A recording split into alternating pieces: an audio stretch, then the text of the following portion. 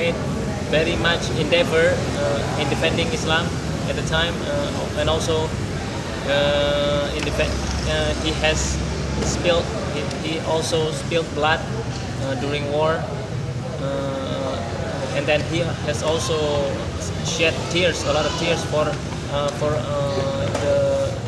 the nation of Islam, the Ummah of Islam. He has shed many tears at the last one third of a night.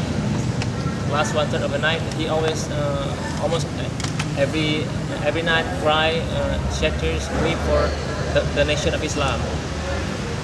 And then he is the most God-fearing person, the most pious person in the world, but he still give example, perfect example to all of his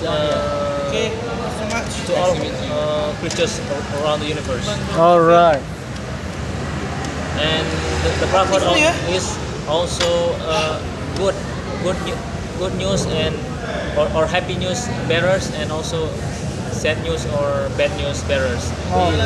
He gives he told us about the happiness in the afterlife if we serve one God that is Allah Subhanahu wa Taala.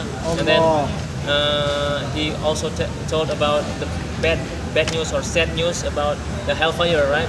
Hellfire if anyone disobey or oppose God.